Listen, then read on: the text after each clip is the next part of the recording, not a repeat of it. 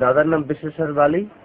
তখন মানে 71-এর সময় আমার বড় ভাই হচ্ছে পাকশা রাইফেলের গুলি মানে কুন্ড দিয়ে ফুসফুসে সেই ঘা দিয়েছে, তখন সেখানে সে মারা গেছে। তখন কি সাইদি সাহেব ছিল সাথে? না, তখন সে ছিল না। কে ছিল না? সাইদি সাহেব ছিল না। আচ্ছা, না আমি দেখিনি, দেখি সাইদি সাহেব আমি তখন দেখিনি।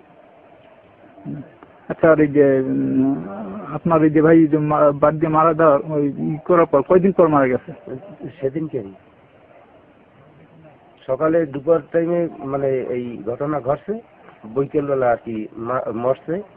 আবার মারি দিয়েছে এই আজাদ মিয়া, হাসান সাহেবের বড় ছেলে, আর এই আমার বাড়ির পশ্চিম পাশে মমিনা, এই দুইজনে মারি দিয়েছে আমার বড় ভাই। আচ্ছা, আমরা শুনছি মানে বিভিন্ন জায়গায় কথা বলা শুনি যে সাইদি সাহেব নাকি রাজাকার ছিল, এই ব্যাপারে কি আপনি জানেন? না, আমি কিছু জানি না।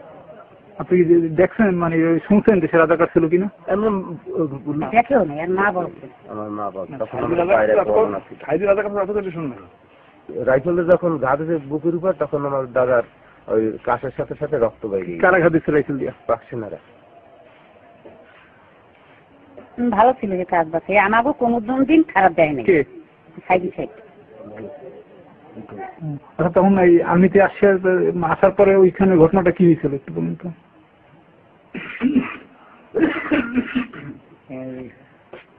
আর্মি তোরে মারছে। মারার পর কি ওই দিনই মারা গেছে না তারপর দিন মারা গেছে, এটা কি জানেন কিছু?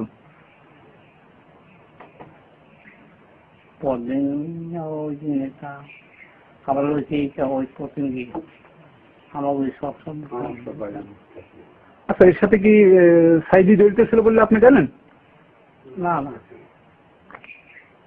কি না মানে সাইদি জড়িত ছিল কিনা সেটা একটু বলেন তো। সাইদি এই ঘটনার সাথে কি জড়িত ছিল? না, সাইজের মধ্যে সাইজে আছে।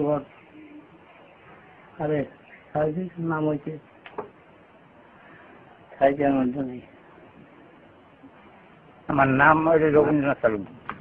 আমি মিথ্যে কথা বলতে পারবো না। আপনি সেটা পুরোটা বলেন কি যুদ্ধ যখন